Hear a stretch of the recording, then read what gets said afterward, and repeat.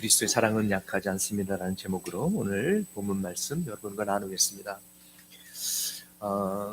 정말 한평생 우리가 한 가지를 추구해야 된다면 그리스도의 사랑이 얼마나 깊은지, 얼마나 넓은지, 얼마나 높은지를 깨닫는 것입니다. 그리스도의 사랑 하나면 이 세상을 살면서 모든 것을 극복할 수 있습니다. 힘들 때 위로가 되고 삶의 원동력과 힘이 되기 때문입니다. 그리스도의 사랑은 영원합니다. 알면 알수록 무궁무진하게 더 있습니다. 그러나 사람의 사랑은 그렇지 않습니다. 사랑은 짧습니다. 변덕이 심합니다. 오래가지 못합니다. 또 변합니다. 배신까지 때립니다. 그러나 그리스도의 사랑은 한결같고 영원하고 불변합니다. 이 사랑에 힘입어 특별히 최근에 많은 사람들이 코로나 때문에 재정적으로도 힘들고 여러 가지 힘든 어려움을 직면하는데 이 모든 것을 극복하기를 소망합니다. 또 코로나뿐만 아니라 앞으로 우리에게 어떤 어려운 일이 닥쳐도 우리가 하나님의 사랑의 힘으로 극복하고 승리할 수 있음을 믿습니다. 요한복음에는 의도적으로 7개의 기적만 기록되어 있습니다. 저자가 의도적으로 그렇게 한 것이죠. 그런데 오늘 나오는 나사로가 죽음에서 살아나는 이 기적이 7번째 기적이요, 마지막 기적인 것입니다. 이 기적은 예수님께서 부활이요 생명이라는 그런 진리를 담고 있습니다. 예수님이 누구신가? 예수님의 영광을 나타내고 예수님이 어떤 분이신가? 그분의 능력 또 그리고 그분의 사랑을 나타내는 기적입니다. 특별히 35절과 36절을 보면 예수님의 사랑을 우리가 볼 수 있습니다. 예수께서는 눈물을 흘리셨다. 그러자 유대 사람들은 보시오, 그가 얼마나 나사로를 사랑하였는가 하고 말하였다. 그런데 이 유대인들의 이 말은 반은 맞고 반은 틀린 말입니다. 보시오, 그가 얼마나 나사로를 사랑하였는가, 사랑하였다 과거형으로 말하고 있습니다. 예수님의 사랑은 언제나 현재형입니다. 과거에만 속한 것이 아닙니다. 예수님은 한번 사랑하시면 완전히 올인하시고 끝까지 사랑하십니다. 그리고 예수님의 사랑은 항상 현재 진행형입니다. 하나님은 여러분과 저를 한 번도 사랑하지 않으신 적이 없습니다. 언제나 사랑하셨고 언제나 사랑하실 것입니다. 그리고 하나님의 사랑은 항상 현재형입니다. 이 세상에서 가장 강력한 능력은 하나님의 사랑입니다. It is the most powerful force in the universe. 그 사랑으로 우리를 구원하셨기 때문에 죽음도, 죄도, 사탄도, 어떤 권세도 우리의 구원을 빼앗아갈 수 없습니다. 건드릴 수 없습니다. 어떤 태풍이나 지진도 지진보다 강한 하나님의 사랑이 교회를 지키고 여러분을 지키고 계십니다. 할렐루야. 누가 우리를 그리스도의 사랑에서 끊을 수 있겠습니까? 아무것도 없습니다. 로마서 8장 38절, 39절 함께 읽어보시겠습니다. 나는 확신합니다. 죽음도, 삶도, 천사들도, 권세자들도, 현재일도, 장래일도, 능력도, 높음도, 깊음도, 그 밖에 어떤 피조물도 우리를 우리 주 예수 그리스도 안에 있는 하나님의 사랑에서 끊을 수 없습니다. 아멘. 코로나가 하나님의 사랑을 끊을 수 있습니까? 아니요. 질병이 우리를 하나님의 사랑으로부터 절단시킬 수 있습니까? 아니요. 어림도 없습니다. 진정한 사랑은 사랑의 대상이 잘 되는 것을 바라는 것이라고 말씀드린 말씀입니다. 사랑의 대상이 잘 되고 잘 되기 위해서 뭐든지 하는 것입니다. 그것을 돕는 것입니다. 그래서 엄마는 자녀에게 영양가 있는 식단을 준비합니다. 아무리 아이가 엄마 오늘 저녁은 그냥 아이스크림으로 때우면 안 될까? 그냥 솜사탕 먹으면 안 될까? 아무리 때를 써도 아이를 사랑하는 엄마는 아이가 잠깐 기분 좋으라고, 그러다가 나중에 충치 생기고 나중에 영양실조 걸릴까 봐 두려워해서 영양가 있는 맛보다도 건강한 식단을 준비하게 됩니다. 하나님의 사랑, 예수님의 사랑도 마찬가지입니다. 하나님의 사랑은 우리가 잠깐의 행복을 누리는 것이 아니라 영원한 기쁨, 영원한 안식을 누리길 원하시기 때문에 우리에게 진리를 가르쳐 주시고 우리에게 구원을 주시는 것입니다. 그리고 때로는 우리를 사랑하시기 때문에 아픔도 허락하십니다. 3절 보십시오. 주님께서 사랑하시는 사람이 뭐라고요? 앓고 있습니다. 하나님께서 사랑하시는데 병들었어요.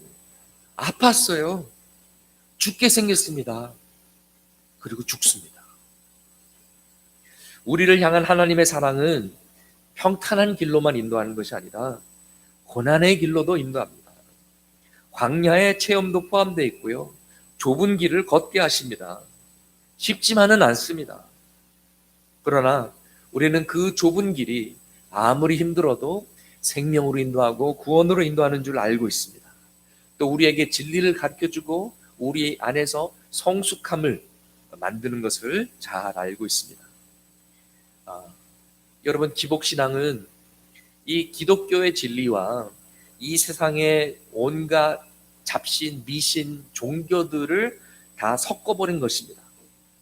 세상 사람들은 절에 가서 돈 주고 기와장 사가지고 거기다 이름을 새기고 부적 얻어와가지고 벽에다 붙이고 호주머니에 넣고 다니고 무당을 불러서 구슬하고 또 뭐 나무 앞에다 물 한 잔 떠놓고 절하고 절하면서 비나이다 비나이다 합니다. 대한민국의 수능시험 기간만 되면 교회마다 새벽 기도에 엄마 부대들이 들이닥쳐서 기도를 합니다. 그들도 비나이다 비나이다 우리 딸 우리 아들 꼭 붙게 하여 주시옵소서. 그런데 그거 하고 찬물 한 잔 떠다 놓고 비나이다 비나이다 하는 거하고 뭐가 다른 게 있습니까? 하나님의 정의는 공부 열심한 학생들이 노력한 만큼의 대가를 받는 것입니다. 하나님의 진리는 심은 대로 거두는 것입니다. 공부한 만큼 점수가 나오리라. 아멘. 공부 안 하고 주여 믿습니다 그러면은 떨어져요. 기복신앙이 잘못된 이유는 진정한 축복, 하나님과의 관계 속에서 누리는 놀라운 사랑과 평강, 구원과 기쁨, 영원한 하나님 나라의 영광의 축복, 이런 것 대신 짝퉁을 축복이라고 부르기 때문입니다. 세상에서 누리는 축복, 고작 눈에 보이는 축복, 그리고 그래봤자 결국 썩어서 없어지는 그런 것들로 하나님의 놀라운 사랑과 축복을 대치하기 때문에 기복신앙이 잘못된 것입니다. 하나님의 사랑을 그저 내가 세상에서 성공하는 수단과 방법 정도로 여기는 황당하고 잘못된 것입니다. 변질된 것입니다. 하나님과의 관계를 종교로 만들어버리는 것입니다.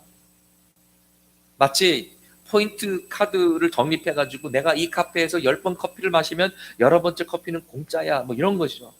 내가 기도를 많이 했으니까, 내가 헌금을 많이 했으니까, 내가 교회에서 봉사를 많이 했으니까 하나님께서 내게 복을 주시겠지. 이런 것이 기복신앙인 것이죠. 아니요, 하나님께서 여러분과 저에게 복을 주시는 이유는 하나님께서 여러분과 저를 사랑하시기 때문입니다. 그리고 그 사랑에 감사해서 우리가 기도도 하고 예배도 드리고 헌금도 하고 봉사도 하는 것입니다. 그리고 우리가 하나님의 사랑으로 살아가는 능력을 받기 위해서 기도하는 것이고요. 하나님의 일을 하기 위해서, 하나님의 뜻을 이루기 위해서 기도하는 것입니다. 하나님의 복은 그저 건강과 물질만이 아니라 깊은 말씀의 진리를 깨닫는 것이고요. 하나님의 사랑을 체험하는 신령한 은혜입니다. 여러분, 이 신령한 복을 사모하시기를 바랍니다. 성령의 은사들을 사모하시고요. 성령 충만을 사모하시기를 바랍니다. 창일교회 위에 말씀의 영과 기도의 영과 찬양의 영이 가득하기를 축원합니다. 예수님께서 나사로를 사랑하셨으니까 뭐라고 써 있습니까? 그는 감기 한 번 안 걸렸다 이렇게 써 있습니까?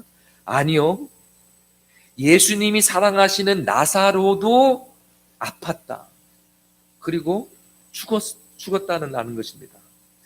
이거를 도대체 어떻게 설명하면 됩니까? 4절 말씀에 예수님께서 이렇게 말씀하셨습니다. 이 병은 죽을 병이 아니라 오히려 하나님의 영광을 드러낼 병이다. 이것으로 말미암아 하나님의 아들이 영광을 받게 될 것이다. 요한복음 9장에서도 비슷한 말씀 하시죠. 요한복음 9장에 장님이 등장합니다. 사람들이 예수님께 묻습니다. 예수님, 이 사람이 장님이 된 것은 이 사람이 죄를 지어서 그런 겁니까? 아니면 부모가 죄를 지어서 그런 겁니까? 예수님이 답하십니다. 둘 다 아니다. 이 사람의 삶에서 하나님께서 하시는 일이 나타나기 위함이다. 여러분, 지금의 코로나 위기 속에서 하나님께서 하시고자 하는 일은 예배의 회복이요, 기도의 회복이요, 첫사랑의 회복인 줄 믿습니다. 우리에게 어려움이 닥치는 이유는 하나님의 영광이 드러나고 하나님의 역사가 일어나기 위함입니다. 요한복음 9장의 사람들처럼 당신 장님이야? 당신 죄 지어서 그렇구만. 당신 뭔가를 잘못했구만. 아니면 당신의 부모가 잘못했든지 그래서 벌 받는 거야. 욥의 친구들도 와서 욥이여 잘 생각해 보시오. 당신이 뭔가를 잘못했으니까 이런 아픔과 고통을 받는 게 아니겠소? 네. 이런 단순한 생각. 나쁜 사람은 벌 받고 착한 사람은 상을 받는 이런 단순한 생각은 잘못된 것입니다. 정말 그렇습니까? 착한 사람은 상 받고 나쁜 사람만 벌 받습니까? 착하게 살면 전세 사기 안 당하나요? 착하게 살면 암 안 걸립니까? 아니요.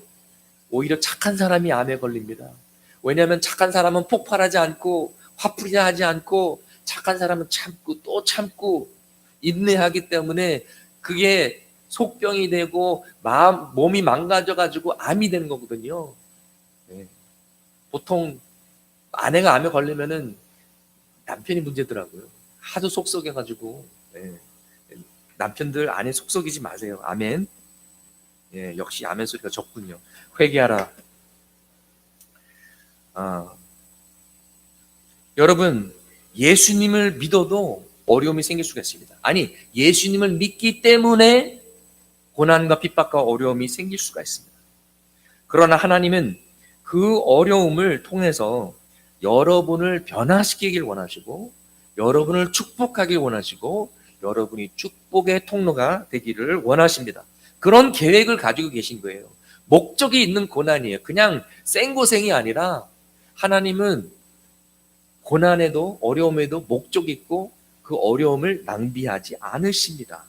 오히려 우리가 고난과 어려움을 잘 감당하지 못하면은 생고생만 하고 고난을 낭비할 수가 있습니다. 우리가 고난의 목적을 잘 이해해야 됩니다. 깨달아야 됩니다. 너무나 많은 그리스도인들이 고난 앞에 쓰러집니다. 시험에 듭니다. 하나님께 삐지고 교회를 떠나고 하나님이 나를 사랑하신다면 나에게 왜 이런 시련을 주십니까? 하나님이 나를 사랑하신다면 내가 왜 암에 걸리고 내가 왜 내 사업이 왜 망하고 내가 왜 직장을 잃고 나에게 왜 이런 고통을 주십니까? 고난 앞에 넘어지면 안 됩니다. 고난에 시험 들면 안 됩니다. 하나님은 여러분의 고통과 눈물을 하나도 낭비하지 않으십니다. 그 시간과 과정을 통해서 하나님의 선한 목적을 이루어 가십니다. 우리가 보지 못하고 이해하지 못해도 하나님은 하나님의 선한 계획을 이루어 나가십니다. 그리고 그것이 하나 둘이 아니라 우리가 알든 모르든 수백 개, 수천 개가 됩니다. 우리가 만나는 사람마다 만나는 상황 속에서마다 하나님은 선한 일을 하고 계시고 결국 하나님의 뜻이 이 땅에서 이루어지게 하십니다. 하나님의 나라가 우리의 삶 가운데 임하고 하나님의 사랑과 진리, 능력과 영광이 나타나게 되는 것입니다. 우리가 주기도문 때 기도하는 것처럼 대개 주의 나라와 권세와 영광이 아버지께 영원히 쌓옵나이다. 이 기도가 이루어지는 것입니다. 하나님의 나라가 임하고 하나님의 권세가 나타나고 하나님의 영광이 나타나는 것인데 고난을 통해서 하나님께서 일을 하십니다. 우리가 잘 아는 로마서 8장 28절만 읽지 않고 29절까지 그래야 세트가 되니까 함께 개역개정으로 읽으시겠습니다. 우리가 알거니와 하나님을 사랑하는 자 곧 그의 뜻대로 부르심을 입은 자들에게는 모든 것이 합력하여 선을 이루느니라. 하나님이 미리 하신 자들을 또한 그 아들의 형상을 본받게 하기 위하여 미리 정하셨으니 이는 그런 많은 형제 중에서 아멘. 하나님께서 모든 것을 합력해서 이루시는 선은 29절에서 말하는 것처럼 예수를 닮아가는 것입니다. 성화라고도 하고요. 거룩한 삶이라고도 합니다. 이것이 구원의 목적입니다. 인간의 문제가 뭡니까? 인간의 근본적인 문제는 거룩하지 않다라는 것입니다. 그래서 예수님께서 오셔서 우리를 구원하셨는데 그 구원의 목적이 바로 거룩인 것입니다. 데살로니가 전서 4장 7절 말씀 같이 읽으시겠습니다. 하나님께서 우리를 불러주신 것은 더러움에 빠져 살게 하시려는 것이 아니라 거룩함에 이르게 하시려는 것입니다. 하나님께서 우리를 구원하신 목적은 거룩이라는 것입니다.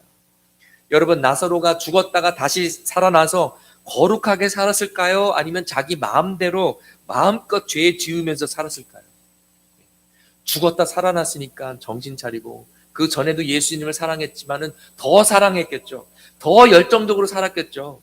죽었다가 살아났는데 나사로가 이 경험을 통해서 더 생각이 깊은 사람이 되었을까요? 아니면 아무 개념 없이 그냥 아무 생각 없이 멍 때리면서 인생을 흥청망청 살았을까요? 더 뜨겁게 사랑했을 것입니다. 더 인내하고 더 배려하고 더 열정적으로 진지하게 예배를 드렸을 것입니다. 우리도 코로나를 겪으면서 예배의 소중함을 겪었습니다. 목장 모임의 소중함을 깨닫게 되었습니다. 그렇다면 더 열정적으로 예배드리는 것이 맞습니다. 더 기도의 자리를 사모하고 더 목장 모임을 사모하는 것이 맞습니다. 만약 그렇지 못한다면 아직 깨닫지 못한 것이죠. 하나님께서 원하시는 학습 효과를 얻을 때까지 우리는 광야 학교를 졸업할 수 없습니다.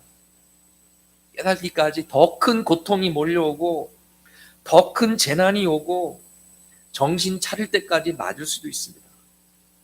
이스라엘 백성들은요, 나라가 망하고 성전이 불타고 바벨론의 포로로 끌려갈 때까지 정신 못 차리고요. 나라 잃고 외국에서 노예 생활하면서 그때서야 정신 차리고 회개하고 말씀에 순종하고 하나님께 돌아와서 예배를 드렸습니다. 그리고 나서 70여 년 지나서 예루살렘으로 귀환하게 회복되게 된 것이죠. 여러분, 지혜는요, 빨리 깨닫고 빨리 회개하는 것입니다. 그리고 빨리 회복하는 것입니다. 우리가 무엇을 회복해야 된다고요? 따라해 주십시오. 예배의 회복, 기도의 회복, 첫사랑의 회복. 이런 것들 우리 가운데 지금 이 코로나 시대에 회복돼야 되는 것입니다. 시편 119편 71절 말씀 같이 읽으시겠습니다. 고난을 당한 것이 내게는 오히려 유익하게 되었습니다. 그 고난 때문에 나는 주님의 율례를 배웠습니다. 고난을 통해서 하나님의 진리를 배우게 된 것입니다. 하나님은 우리의 고난을 낭비하지 않습니다. 그러나 우리가 깨달지 못하면 우리는 그 고난의 시간을 낭비하는 것입니다. 말 그대로 헛고생하는 거예요. 생고생만 하는 겁니다. 고난의 시간을 낭비하지 맙시다. 하나님이 주시는 메시지를 캐치해야 됩니다. 하나님이 주신 교훈을 깨달아야 됩니다.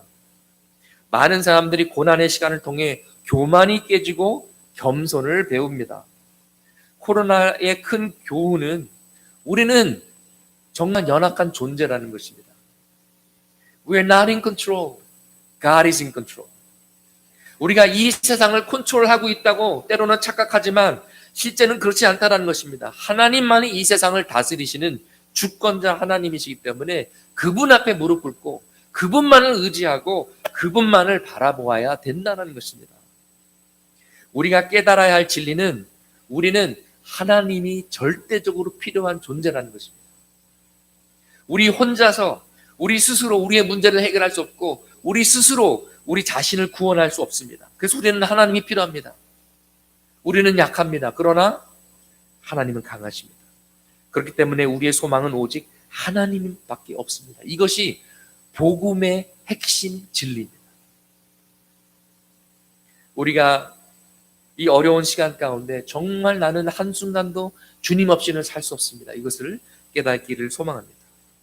우리가 중요시 여기는 것들이 있습니다. 돈을 통한 안정이라든지 내가 충분히 예측할 수 있는 일상의 패턴을 통한 안정이라든지 우리는 안정감, safety, stability 이런 것들을 목말라 합니다. 편리한 것들, 자유. 그러나 이런 우리가 중요시 여기는 것들을 상실했을 때 우리는 무기력을 느끼게 되고 짜증이 나고 스트레스를 받습니다. 지금의 코로나 상황이 그렇습니다. 그러나 이것들은 원래 우리가 통제할 수 없었던 것입니다. 어차피 우리가 노력한다고 얻을 수 있는 것들이 아닙니다. 하나님이 허락하셔야만 받을 수 있는 것들입니다. 여러분, 우리가 으쌰으쌰 노력한다고 코로나가 종료됩니까? 아니요. 우리가 노력한다고 경제가 갑자기 좋아집니까? 아니요. 나 한 사람의 건강도 내 마음대로 못하는데 이 모든 것은 결국 하나님이 주신 축복이었던 것을 우리가 깨닫게 되는 것입니다. 모세가 이스라엘 백성들에게 가나안 땅에 들어가기 전에 마지막으로 경고합니다. 가나안 땅에 들어가서 잘 먹고 잘 살고 배부르면은 니들이 하나님을 잊어버릴까 봐 걱정이 된다. 그러면서 신명기 8장 17절에서 19절에 이렇게 경고했습니다. 같이 읽으시겠습니다. 당신들이 마음속으로 이 재물은 내 능력과 내 손의 힘으로 모은 것이라고 생각할 것 같아서 걱정이 됩니다. 그러나 주 당신들의 하나님이 당신들의 조상에게 맹세하신 그 언약을 이루시려고 오늘 이렇게 재산을 모으도록 당신들에게 힘을 주셨음을 당신들은 기억해야 합니다. 내가 오늘 당신들에게 다짐합니다. 당신들이 주 당신들의 하나님을 참으로 잊어버리고 다른 신들을 따라가서 그들을 섬기며 절한다면 당신들은 반드시 멸망할 것입니다.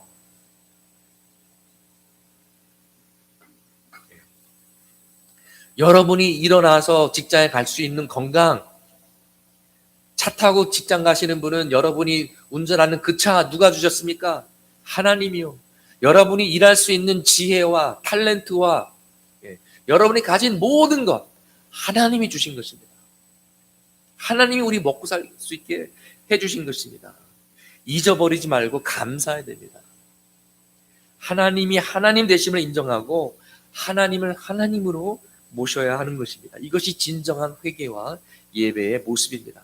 항상 기뻐하라, 쉬지 말고 기도하라, 범사에 감사하라 말씀하셨는데 어떤 이들은 항상 불평하라, 쉬지 말고 불평하라, 범사에 불평하라, 불만, 불평, 비판, 기도도 안 해요. 너무 바쁘대요. 감사도 없어요. 이런 사람의 영혼은 상당히 위태롭고 위험합니다. 멸망의 길을 걸어가고 있습니다. 여러분, 우리가 살 길은 예배의 회복, 기도의 회복, 첫사랑의 회복밖에 없습니다. 주님께서 사랑하시는 사람이 앓고 있습니다. 이 말은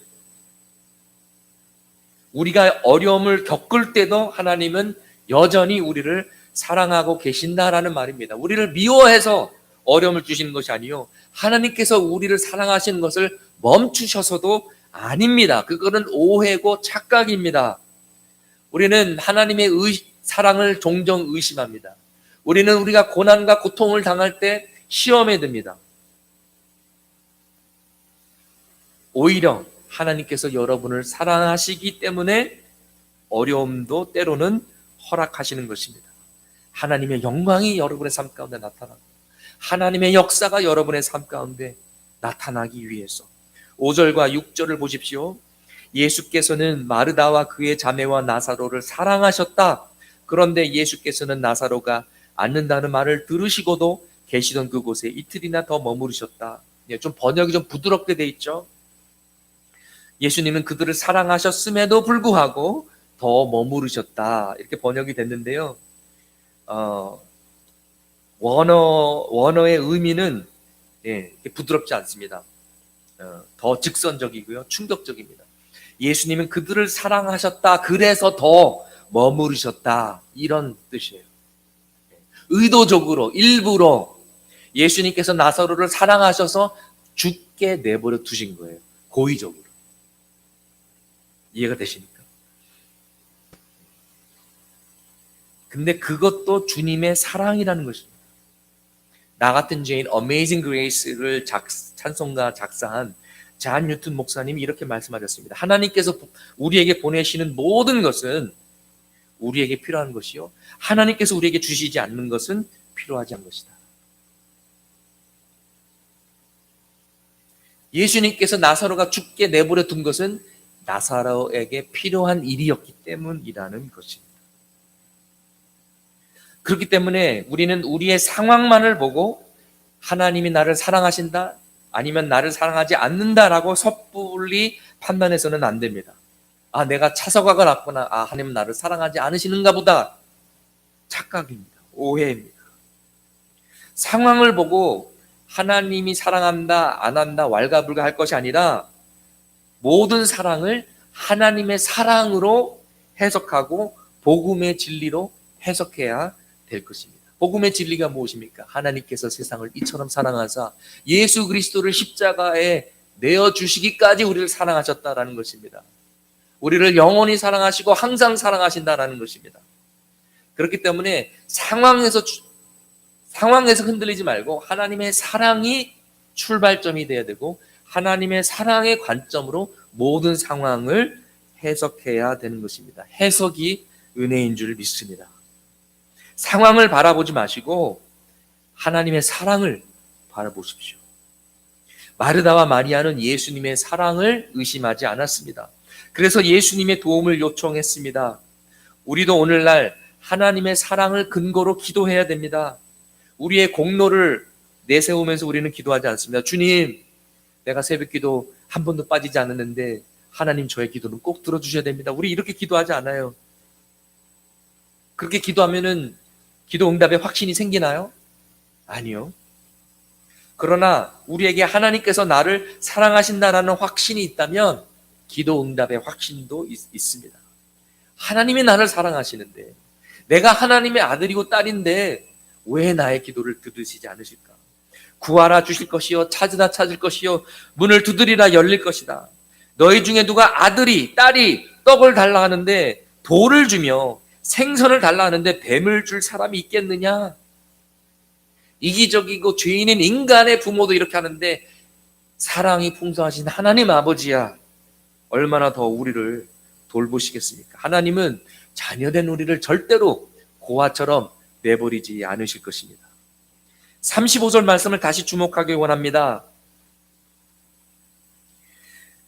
예수께서는 눈물을 흘리셨다. 영어로는 딱 두 단어입니다. Jesus wept. 영어 성경에서 가장 짧은 구절이라고 그래요. Jesus wept. 예수님께서 눈물을 흘리셨다. 왜? 불과 몇 분만 지나면 몇 분 후에 나사로를 다시 살리실 텐데 왜 우셨을까요? 예수님께서 나사로를 사랑하셨습니다. 마르다를 사랑하셨습니다. 마리아를 사랑하셨고 주변 사람들도 사랑하셨는데 그들이 울고 슬퍼하고 고통 가운데 있는 것을 보시고 그들과 공감하시고 그들과 함께 우신 것입니다. 이제 몇 분이면 내가 나사로를 죽음에서 일으킬 거라는 그 팩트가 이 순간만큼은 위로가 되지 않았던 것입니다. 하나님께서 우리를 사랑하신다라는 것은 하나님의 심장을 우리의 심장과 연결시키셔서 연합하신다라는 것입니다. 그래서 우리의 기쁨이 하나님의 기쁨이 되고 우리의 고통이 하나님의 고통이 되고 우리의 슬픔이 하나님의 슬픔이 되는 것입니다. 예수님께서 나사로를 얼마나 사랑하셨는지를 우리가 볼 수 있습니다. 예수님이 너무나 가슴이 아프셨던 것입니다. 이 사랑은 자녀를 가진 부모는 이해할 수 있습니다. 그런데 예수님의 사랑은 어떤 부모의 사랑보다도 더 강합니다. 어떤 연인이나 배우자의 사랑보다도 더 깊습니다. 여러분, 무엇도 필요하지 않으신 하나님께서 우리를 사랑하심으로써 약점이 생기셨습니다. 한번 상상해 봅시다. 악당이 슈퍼맨을 힘으로 이길 수는 없습니다. 그런데 슈퍼맨에게 어린 아들이 생겼다고 한번 상상해 봅시다. 그러면 악당이 그 어린 아들을 납치해서 인질로 삼고 슈퍼맨을 협박하면 슈퍼맨을 잡을 수 있습니다. 약점이 생겼기 때문에. 약점은 사랑입니다. 예수님이 무엇이 부족해서 하늘 보좌와 하늘 영광을 내려놓으시고 냄새나는 마구간에서 인간의 몸으로 태어나셨습니까? 예수님께서 왜 죽으셨습니까? 사단이 우리를 인질로 잡아서 예수님이 오지 않으면 우리 다 죽는다고 협박하니까 예수님께서 이 땅에 오셔서 십자가에서 죽으신 것입니다. 예수님의 약점은 사랑입니다. 다 사랑 때문입니다. 여러분의 아픔이 때로는 여러분이 나 같은 하찮은 존재가 뭔데 하나님이 나를 사랑이나 하실까? 하나님이 나를 기억이나 하실까라고 생각하실지 모르지만 여러분의 아픔이 우주의 왕이요 권능자 되신 하나님의 눈에 눈물을 가져다 준다는 것입니다. 여러분의 고통이 하나님의 고통이 된다는 것입니다. 그리고 하나님은 여러분의 고통을 외면하지 않으시고 우리가 멸망의 길을 가는 것을 그대로 내버려 두지 않으시고 예수님을 보내셔서 우리를 구출하셨습니다. 할렐루야. 예수님을 통해 우리의 고통을 외면하지 않으시고 우리와 함께 우시는 분이 우리의 하나님이십니다. 놀랍지 않습니까? What is the meaning of the universe? 하나님의 사랑의 눈물입니다. 하나님께서 우리를 사랑하셔서 우시는 것입니다. 우리가 멸망하는 모습을 보시고 가슴 아파 우시는 것입니다. 또 우리가 구원받으면 기뻐서 눈물을 흘리시는 것입니다. 45절에 보면 이 기적을 통해 많은 사람들이 예수님을 믿게 됩니다. 48절에 보니까 유대인 종교 지도자들이 걱정하기 시작합니다. 야, 이제는 죽은 사람까지 살리는구나. 이제 온 세상이 예수를 따르겠다. 큰일 났다. 우리가 어떻게 예수를 막겠느냐. 그래서 53절에 그날부터 예수를 죽이려고 모의하게 된 것입니다. 이것을 예수님께서 모르셨을까요? 예수님은 바보가 아닙니다. 예수님은 다 알고 계셨습니다. 예수님은 나사로를 죽음에서 일으키는 것이 자신의 사형 선고가 될 거라는 것을 아셨습니다.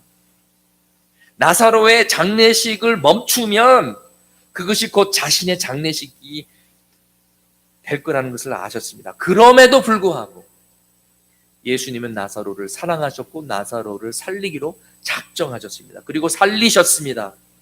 이것이 예수님의 사랑의 깊이고 사랑의 결단입니다. 예수님의 사랑은 약해 빠진 사랑이 아닙니다. 그런데 나사로가 다시 살았지만은 진짜 부활은 아닙니다. 왜냐하면 몇 년 지나서 나사로 또 죽거든요. 다시 죽습니다. 영원한 부활, 다시는 죽지 않는 부활을 위해서 먼저 예수님께서 부활의 길을 열으셔야만 했습니다. 그런데 부활이라는 것은 여러분 먼저 죽음을 전제로 하고 있습니다. 죽어야 부활할 수 있거든요. 죽지 않았는데 어떻게 부활합니까? 그래서 우리 모두에게 부활을 가져다 주기 위해 예수님께서 십자가의 죽음을 택하신 것입니다. 십자가는 하나님께서 우리에게 내가 너희를 이만큼 사랑한다라는 사랑의 선포이자 하나님의 강력한 메시지입니다. 오늘도 하나님은 여러분을 사랑하십니다. 오늘도 하나님은 여러분을 사랑하시기로 선택하셨습니다. 여러분의 선택은 무엇입니까? 여러분, 잠수교를 아십니까? 비가 올 때마다 TV 일기예보에 자주 등장하죠. 예. 서울에 비가 좀 왔다 하면 허구한 날 잠기는 바로 그 다리. 또 잠수했어, 잠수교. 또 침수했어. 이 다리 잘못 설계된 거 아니야? 사람들이 많이 오해하는데요. 아니요. 잠수교는 처음부터 일부러 그렇게 디자인됐습니다. 비만 오면 잠수하니까 잠수교예요. 1976년에 한강에 9번째 다리로 세워졌습니다. 근데 세워질 때 6.25 전쟁 때 한강 인도교와 한강 철교가 폭파된 아픈 기억과 트라우마가 있어서 전쟁이 나도 폭파되지 않는 다리를 설계하자, 그래서 설계한 것이 잠수교입니다. 파괴하기 어렵게 물에 가까이 지었고요. 또 혹시 파괴돼도 빨리 복구할 수 있도록 지었고, 기둥을 낮게 세웠고, 촘촘히 박아서 거의 댐 수준으로 강력하게 튼튼하게 건설했고, 실제 홍수 조절 효과가 있습니다. 그리고 그 위에 지은 반포대교는 잠수교를 노린 폭격을 막기 위한 시야 방해용 뚜껑에 불과한 거예요. 그래서 잠수교는 안보 차원에서 만들었다 해서 안보교라고도 합니다. 1년에 10번 넘게 물에 잠기지만 40여 년이 지난 지금도 튼튼한 다리로 남아 있습니다. 잠수교는 허구한 날 잠기기만 하는 불량 다리가 아닙니다. 어떤 수해에도 흔들리지 않는 거의 불멸에 가까운 든든한 다리입니다. 수없이 물에 잠겼어도 여전히 흔들림 없이 자기 자리를 지키고 있는 다리가 잠수교입니다. 잠수교야 미안하다 오해해서. 그런데 우리가 하나님의 사랑도 오해했습니다. 우리가 시험받고 고통받는 시간도 오해했습니다. 우리도 때로는 잠수교처럼 물에 잠기는 것 같고, 하나님이 우리를 버린 것 같고, 하나님이 우리를 사랑하시지 않는 것 같고, 내가 너무너무 힘들어서 정말 죽을 것 같지만, 그러나 팩트는, 성경에서 선포하는 진리는 하나님은 여전히 우리를 사랑하신다라는 것입니다. 아니, 사랑하시기 때문에 때로는 우리에게 어려움도 허락하신다라는 것입니다. 그러나 우리가 보이지 못해도, 우리에게 보이지 못하고 이해하지 못해도 하나님은 우리 가운데 일하시며 생명의 역사, 부활의 역사를 일으키고 계십니다. 상황으로 하나님의 사랑을 의심하지 맙시다. 섣불리 하나님의 사랑을 판단하지 맙시다. 하나님의 사랑을 확실히 믿고 그 사랑으로 모든 상황을 판단하기를 원합니다. 우리에게는 뚜렷한 하나님의 사랑의 증거가 있습니다. 바로 십자가요, 십자가에 달리신 예수 그리스도이십니다. 우리가 이 예수님의 사랑을 붙잡고 또 예수님의 사랑에 붙들려서 나머지 인생을 살아가길 원합니다. 여러분, 주님의 사랑 하나면 충분합니다. 모든 것을 이길 수가 있습니다. 어떤 어려움과 인생의 태풍과 고난이 닥쳐와도 예수님의 사랑이면 뭐든지 극복할 수 있습니다. 이 사랑에 오늘 안기길 원합니다. 이 사랑으로 여러분 오늘 위로 받으시길 바랍니다. 사랑한다 내 딸아, 사랑한다 내 아들아. 다시 이 사랑에 힘을 얻고 용기 얻고 위로 받아서 더 이 사랑을 체험하면서 살기를 소망합니다. 기도하시겠습니다.